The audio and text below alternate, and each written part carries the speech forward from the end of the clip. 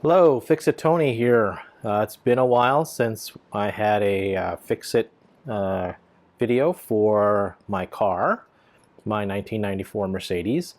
But this is going to be a doozy of a series. What you see before you is just a sampling of what I'll be working on in this next large chunk of time. I will be starting today disassembling the front of my car. I'll be putting in a new water pump, a new belt tensioner with a belt tensioner rod. I think I need a belt tensioner shock absorber, so that's coming in the mail, hopefully tomorrow. New alternator and new serpentine belt. The first thing I need to do is drain my coolant. The process for that is pretty straightforward. Make sure your engine is cool before you open up this cap, because you will definitely burn yourself. So remove the cap, put it somewhere safe where it won't fall. Maybe I'll just put it up here, and that'll help with the draining process. Get a large pan to catch the coolant. I got a couple. Got a couple here, and I'll get under the car and we'll show you what's next. Underneath the front of the car, you're going to see this little red valve. It's like a stopcock valve, and right above it on this side, let's see if we can get a glimpse of it. You see that? There. See that little thing right there? I'll try to stop it with an arrow. The coolant's going to come out of there when I open up that valve. Now I don't want to be sloppy about this, so what I'm going to do, let's see. I made this, so I got some hose. I got a PVC elbow, and I got this little extension, and it's going to connect to that little nipple.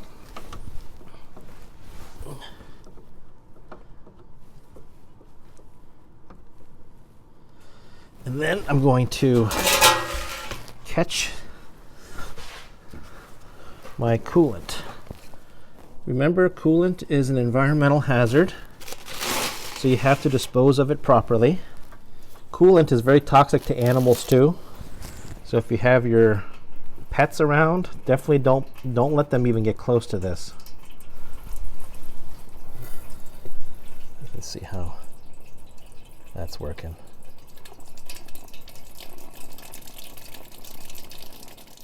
Now there is a couple of vacuum lines. So we have a vacuum line to my fuel pressure regulator. You can see how there's vacuum lines that are coursing over top of the pump. So I'm going to remove these. I'm going to get some tape and tape these so that I know that these need to be reconnected. Some color tape, maybe green painter's tape or something, so that I'll know. And then this little check valve, I'm going to disconnect that and just sort of open up my workspace here a little bit and sort of tuck things and move things sort of away. These connectors, I should just be able to squeeze them. Oh my God, these are so brittle.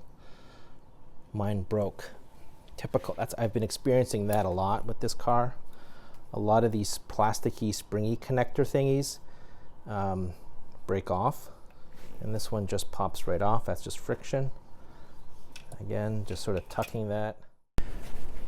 All right, so after disconnecting my connectors here, be careful of these pinch ones. You have to kind of pinch the sides. If they're brittle, they'll just break off. This one here is just a pop off. When you're loosening up all the clamps, you can kind of move them sort of out of the way like this. And if these hoses have been on for a while, you can get a little bit of corrosion and it could be kind of stuck. So what you want to try to do is use a pick tool and slowly work your way through here. If you can't, if you're lucky, you could twist it and it pops off. Otherwise, you may have to do this to break the seal, and then this comes right off. That clamp off.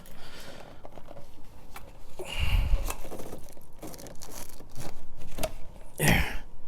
Shape. I'm not going to remove this one. I'm going to just sort of take it and sort of tie it back a little bit.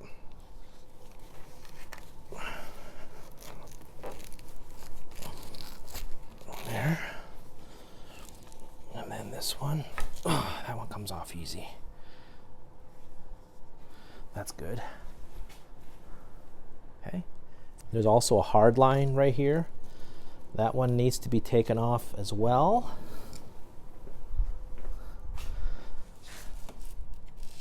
And that hard line, let's see here. I don't know if you can see it. Oh, I know here. All right, so this hard line right here. Let's see, can you see it? Let's see. Come in from this side. So this is a hard line connected to the water pump as well. I'm going to disconnect that one, and it courses in behind the fan, and it connects to this hose right here.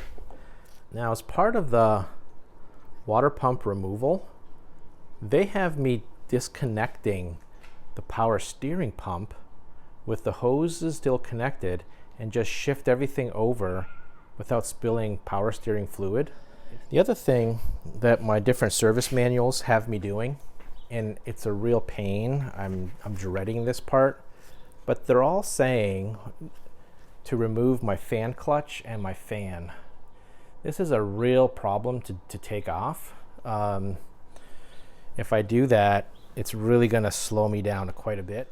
Well, I wanted to give you an update on where I'm at with the water pump removal, because that's really, I think, what this main video, this first video is about. So I did look at my service manuals that I've been able to print, and even in my book, and it tells me that I did have to remove my power steering pump. So I had to find the bolts, and there were 4 bolts that were connecting it. There were 2, this one, and 2 in the back. These 2 are longer bolts that go all the way through, and it had that bushing. And fortunately, I was able to just shift it off to the side, just enough, so you can see how there's this frame here for the car that it is pushed up against. And what I'm basically doing is I used a large zip tie, and I zip tied it against this one hose here, just to keep the, because remember, this is a power steering reservoir, so there's fluid in it. So I had to move that out of the way. At the same time, remember, I'm replacing also the belt tensioner.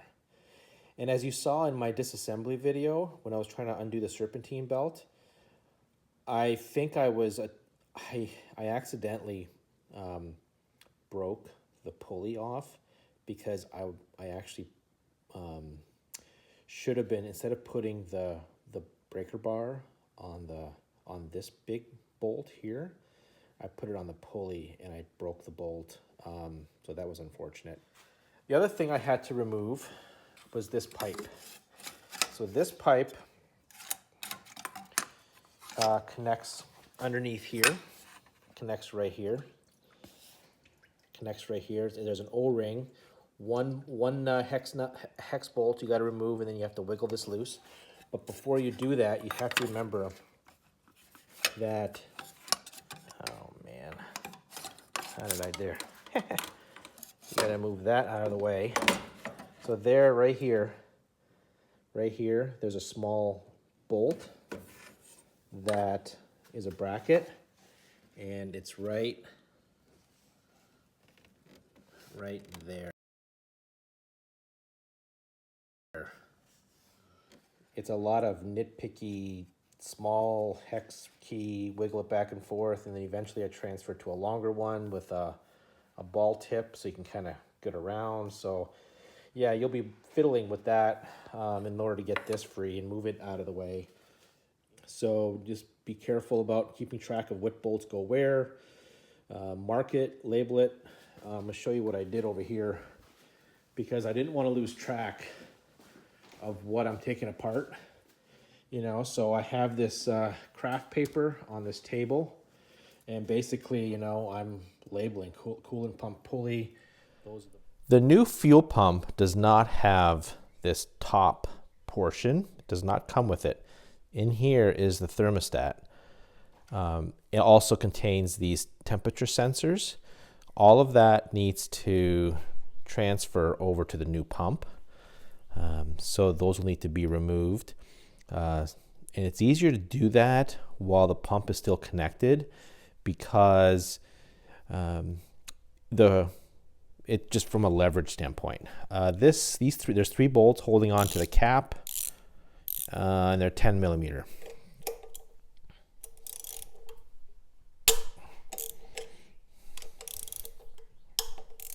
All right, I got the bolts off, and now this just flips open quite easily.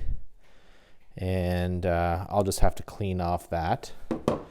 And then to pry this is the thermostat, and it just pops open. All right, my batteries on my phone is dying. This is the sort of the end of the work day for me, trying to jump in to try to work on the car. So what I got to do now is remove these temperature sensors. So I have to remember that this peg one is going to be towards the front. And the way that I'm doing this is I'm using a deep socket, 19 millimeter for reference. And I am placing it directly over top. And slowly, oh, that actually broke easy, thank goodness. Something going my way. That's what that looks like. I'll put that away.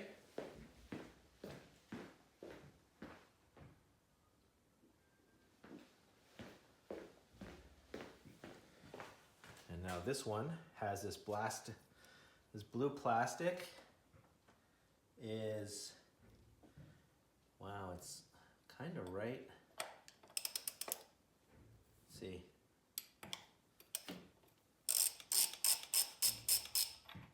This is 22. Well, maybe. All right. Looks like that. Ah, this had a little washer on it.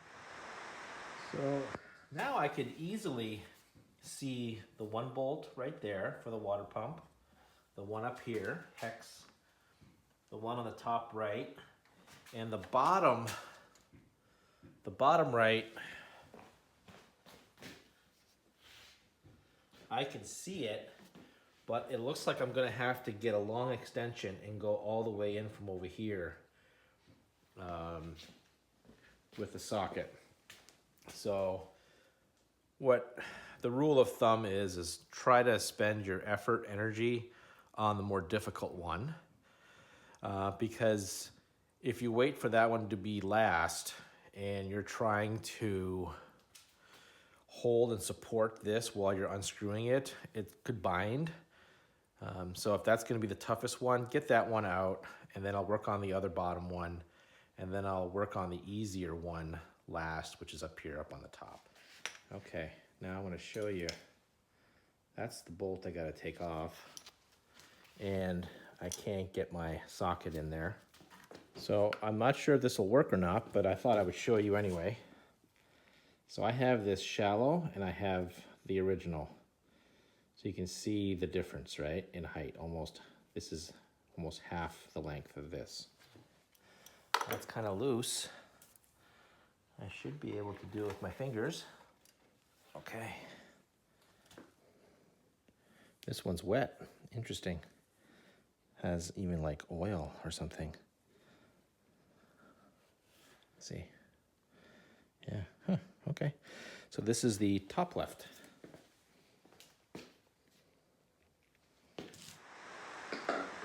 Let me show you where this,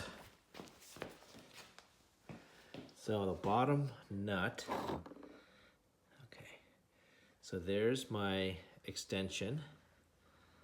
It's going underneath, and then it's going right right there. Let's see if I could.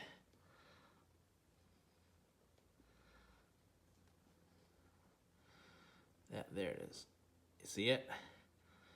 Let's see. Yeah, right there. So I have my extension all the way out to here. So to put it in perspective, that's kind of where it's at.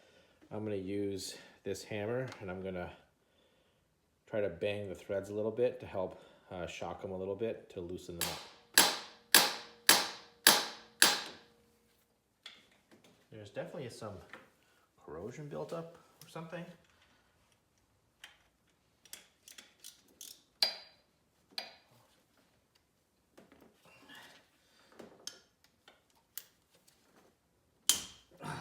Well, it's time for an update.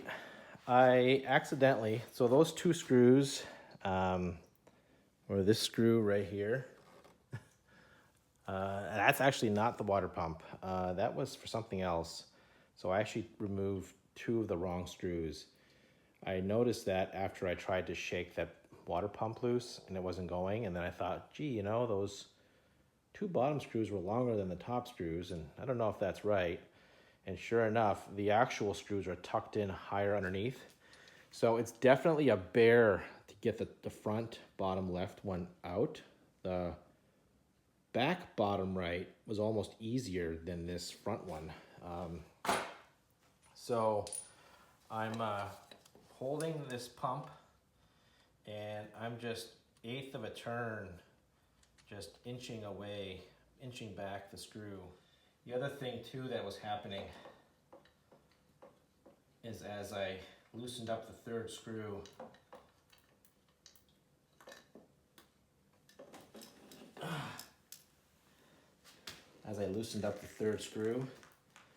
oh yeah, look at that. Look at that rust. Oh man, you see that? Completely caked on. Yeah, man, I almost stripped. I gotta get a new screw. But yeah, holy cow. Amazing. And yeah, it looks like my water pump was leaking a little bit. Here, let's take a look-see. So I had a water leak because this bushing here, this little cotter pin, locator pin, that's all rusted out, and you can see how the water was leaking past. And then it looks like I got some sort of leak or grease coming from the bearing.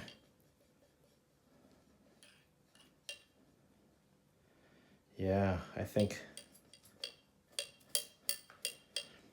it was a good decision to replace this before something worse were to happen. It was a bear. So I got to order more parts. First, I got to make sure I have the right water pump, right? Now, interestingly, this being the original, this is casted. Like there's no screws or anything, and you'll see on the replacement, I actually have to plug this. So we'll see about that. Yeah, let's walk over. Let's take a look at where the water pump connects to. Let's take a closer look here. You can see where the water was leaking out. So what I got to do is take a plastic scraper and some Scotch-Brite and just sort of clean up that surface really well. I have to keep, this looks like it was silicone. That's interesting.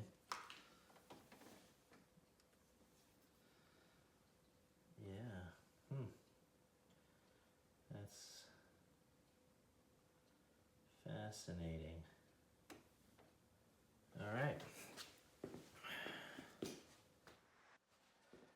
So there's a lot to learn here. That looks like it's really flat. And when I turn this wheel, you can kind of, I am trying to go gently, and then it just sort of gives up. It does spin if I do that. Now let's try the new one. It's smooth, it doesn't jerk or jump. And boy, yeah, it's definitely stiffer.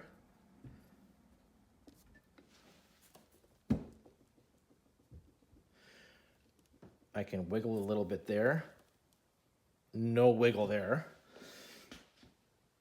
Interestingly, there's a little nipple here. And here, there's just a hole and nothing. So there was no connection. So I'm not exactly sure what happens. There's like a little flange here. You know, back to why am I changing the water pump? Well, my car was running and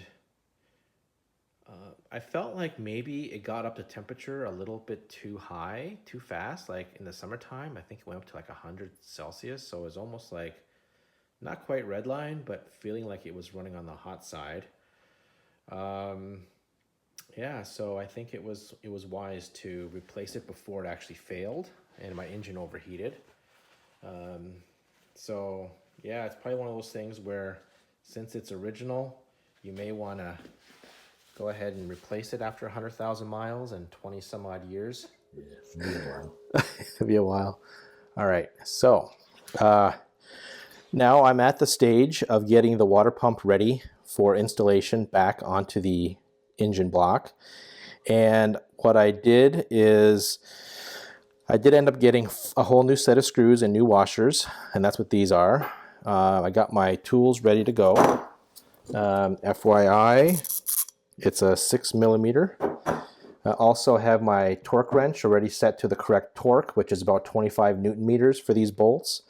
I also have my torque wrench and nut ready for the cap, which I'll put on after the pump's on place. So this has been reported elsewhere on the interwebs, and that is the really funky design nature of this O-ring being the only thing that creates the seal.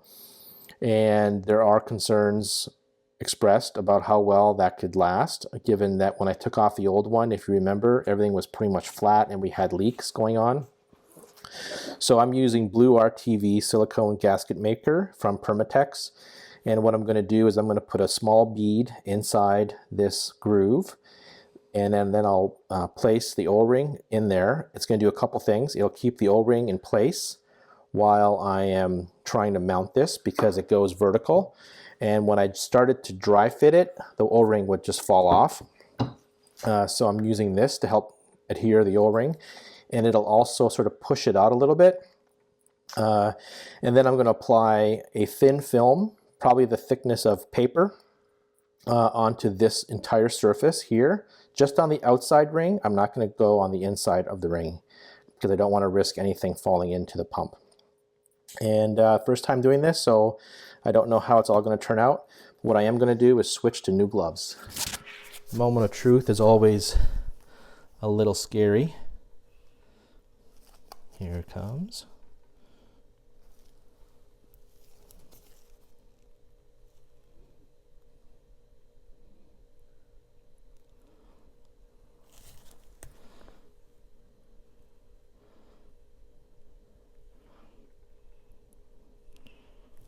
It's a small hole. Probably need to make the hole a little bit bigger.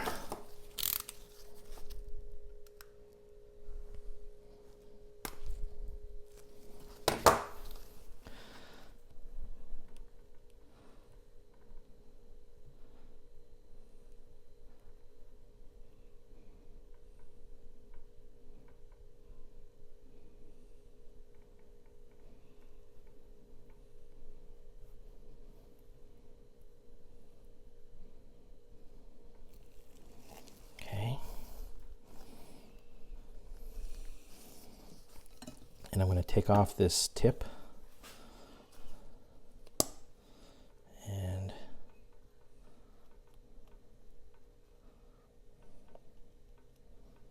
this is how I'm applying it.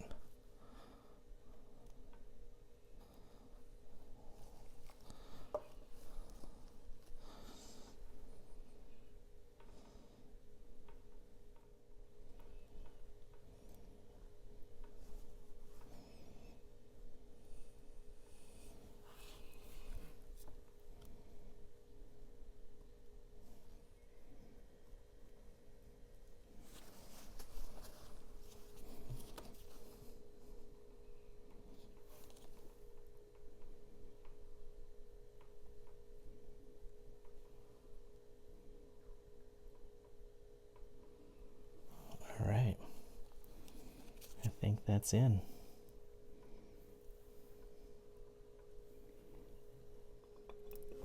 Okay. All right, I need a bolt. Let's start easy.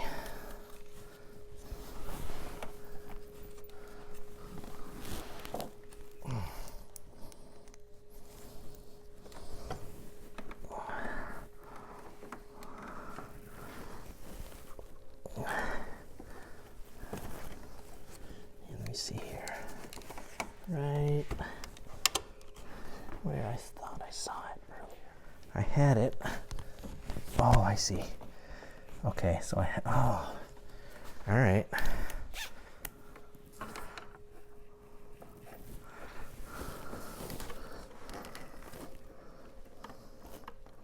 Something's not sure I got it.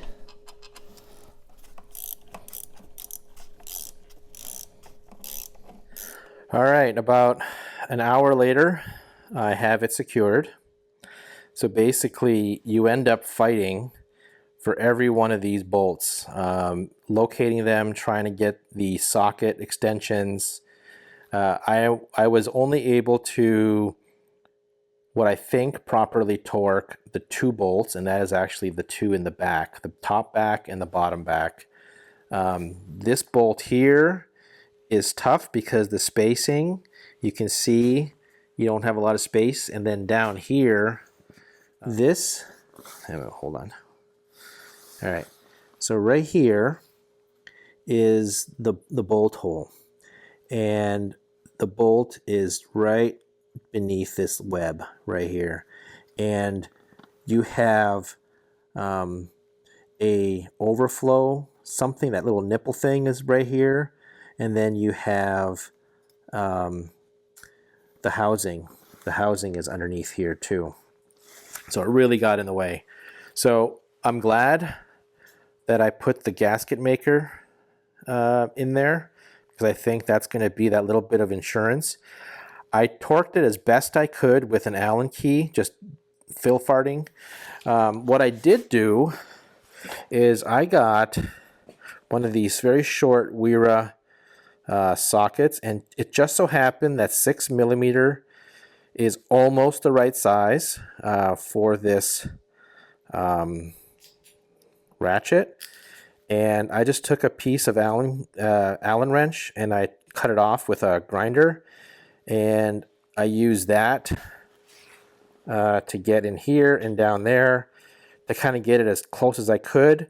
You know what? It was 25 Newton meters, which I think is like 76 foot-pounds. I was reefing on this as hard as I could, generating what I hope is the right amount of torque, and then I finished it off with a 6mm. Then I finished it off with one of these, and you can see that, you know, I was actually only going in like this much. What I'm gonna do is I'm gonna let this cure. So I actually finished this like at 10 o'clock at night. So I'm gonna wait for not tomorrow night, but the following day before I put on the top pieces, because I want to make sure everything is secured and cured before I start messing around with torque and all that stuff up here. All right, so next time you see me, it'll probably be about a day and a half, 2 days later. Hey there, I wanted to give you a quick update. So when putting in this thermostat, the O-ring is going to be kind of tough to push down in between the pump and the thermostat. I initially had the O-ring starting to squeeze out. Then I had to get a screwdriver and push this O-ring in all the way, so be mindful of that.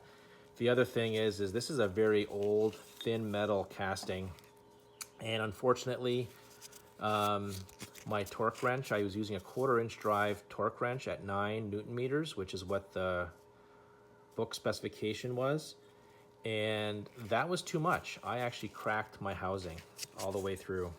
So I have another one on order, causing a delay for me to finish this.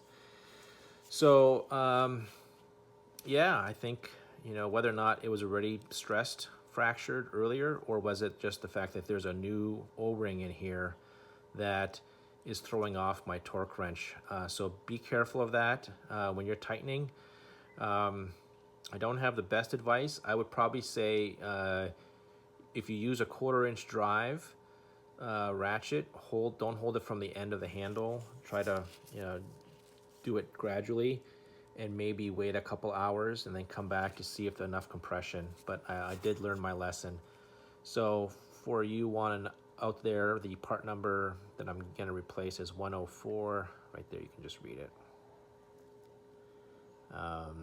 So yeah, and then I did have to remove this here, this top part, which is right here. I'm not I think it needs a new washer. I might try to find this new part as well and just get all the pieces. I don't like how corroded and grunky this looks.